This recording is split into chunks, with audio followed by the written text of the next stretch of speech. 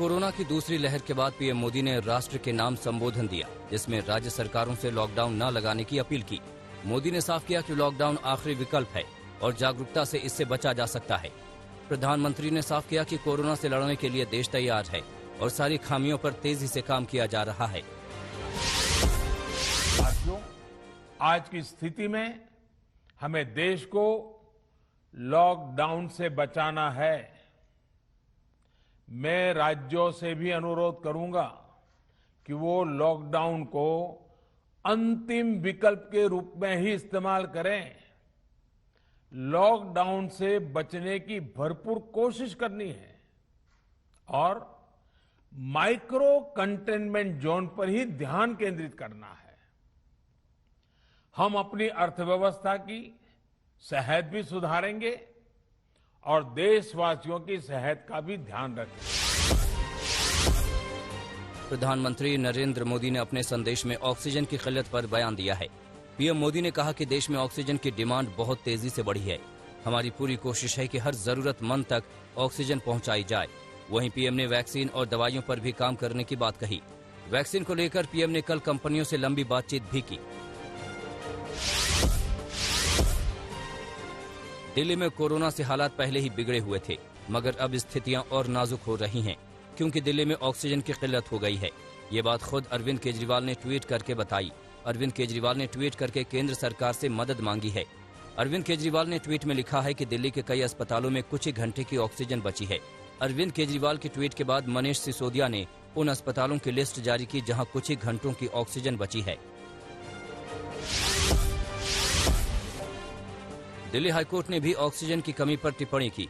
Delhi high court ने कहा कि उद्योगों में इस्तेमाल हो रही ऑक्सीजन का इस्तेमाल अस्पतालों के लिए किया जाना चाहिए, ताकि ज्यादा से ज्यादा जिंदगियां बचाई जा सके। स्वास्थ्य मंत्री हर्षवर्धन ने हाईकोर्ट से कहा कि ऑक्सीजन की कमी जल्द पूरी हो जाएगी।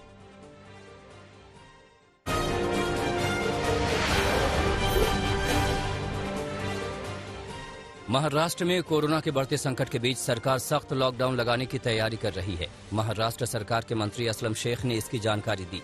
असलम शेख ने कहा कि कोरोना के बढ़ते मरीजों के चलते राज्य में ऑक्सीजन की कमी हो रही है। ऐसे हालात में केंद्र की ओर से जो मदद मिल रही है वो काफी नहीं है। इस बीच आज तक से बातचीत में आदित्य ठाकरे ने कहा कि सख्त लॉकडाउन का फैसला सहमति के बाद लिया जाएगा। आदित्य ठाकरे ने कहा कि कोरोना के हालात से निपटने के लिए इस समय सभी का साथ आना जरूरी है। महाराष्ट्र में कोरोना के मामलों में एक बार फिर से इजाफा हुआ है। बीते 24 घंटे में महाराष्ट्र में कोरोना संक्रमण के 62,097 नए मामले सामने आए, जबकि कोरोना के चलते 519 लोगों की जान चली गई। राजधानी मुंबई में कोरोना के 7,214 केस सामने आए और 35 लोगों की मौत हुई है। प्रदेश में अब कोरोना के एक्टिव केस 6,83,000 से ज्यादा हो चुके हैं। बीते 24 घंटों में उत्तर प्रदेश में कोरोना के 29,754 नए केस सामने आए हैं, जबकि कोरोना के चलते 163 मरीजों की मौत हुई है। प्रदेश में कोरोना संक्रमण के सबसे ज्यादा केस लखनऊ में आए, जहां 5,014 नए मरीज मिले। दिल्ली से सटे यूपी के नोएडा में 640 नए केस मिले। वहीं गाजियाबाद में 633 नए संक्रमितों का पता चला। यूपी में कोरोना संकट से निपटने के लिए योगी सरकार ने बड़ा फैसला किया है। अब प्रदेश में 2 दिनों के लिए वीकेंड लॉकडाउन लगाया जाएगा। इसके बाद प्रदेश के जिन जिन जिलों में कोरोना के 500 से ज्यादा केस हैं, उन जिलों में रात 8 बजे से सुबह 7 बजे तक नाइट कर्फ्यू जारी रहेगा। इससे पहले सुप्रीम कोर्ट ने योगी सरकार को बड़ी राहत देते हुए इलाहाबाद हाई कोर्ट के उस आदेश पर अंतरिम रोक लगा दी थी, जिसमें प्रदेश के 5 शहरों में लॉकडाउन लगाने की बात कही गई थी।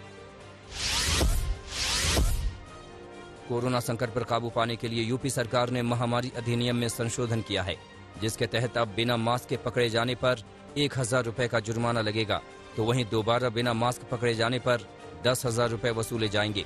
इसके साथ ही सार्वजनिक जगहों पर थूकने वाले लोगों पर भी 500 रुपए के जुर्माने का प्रावधान किया गया है।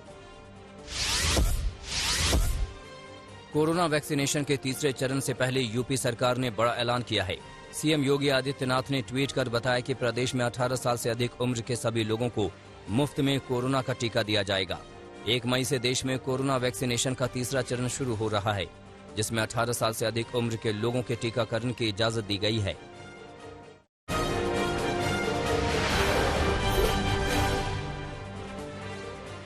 दिल्ली में कोरोना के 28,395 नए केस सामने आए हैं, जबकि कोरोना संक्रमण के चलते 277 लोगों की मौत हुई। राजधानी में फिलहाल कोरोना के 85,575 एक्टिव केस हैं और संक्रमण की दर बढ़कर 33% के करीब पहुंच गई है। कल दिल्ली के मुख्यमंत्री अरविंद केजरीवाल की पत्नी भी कोरोना पॉजिटिव पाई गई थी, जिसके बाद सीएम केजरीवाल ने खुद को होम क्वारंटीन कर लिया। कोरोना के खतरे को देखते हुए झारखंड सरकार ने 1 हफ्ते का लॉकडाउन लगाने का ऐलान किया है। ये लॉकडाउन 22 से 29 अप्रैल तक रहेगा। प्रदेश सरकार का कहना है कि कोरोना संक्रमण की चेन तोड़ने के लिए 1 हफ्ते के लॉकडाउन का फैसला किया गया है। इस दौरान जरूरी चीजों के अलावा सभी दुकानें बंद रहेंगी। सरकारी और कुछ तय दफ्तरों के अलावा सभी ऑफिस बंद रहेंगे। हालांकि इस लॉकडाउन में प्रदेश में कृषि, औद्योगिक, निर्माण और खनन कार्य से जुड़ी गतिविधियां चलती रहेंगी। इसके अलावा कहीं भी 5 लोगों से ज्यादा के इकट्ठा होने पर पाबंदी रहेगी।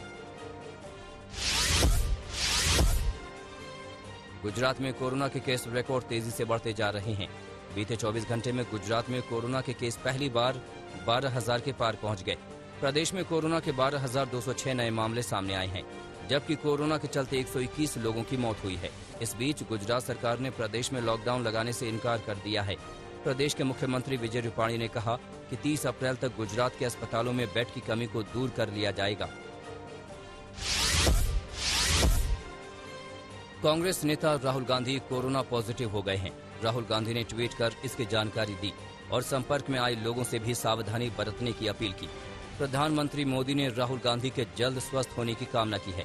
पीएम मोदी ने ट्वीट में लिखा है कि मैं लोकसभा सांसद राहुल गांधी के अच्छे स्वास्थ्य और जल्द ठीक होने की कामना करता हूं। पीएम मोदी के अलावा तमाम नेताओं ने भी राहुल गांधी के जल्द स्वस्थ होने की कामना की।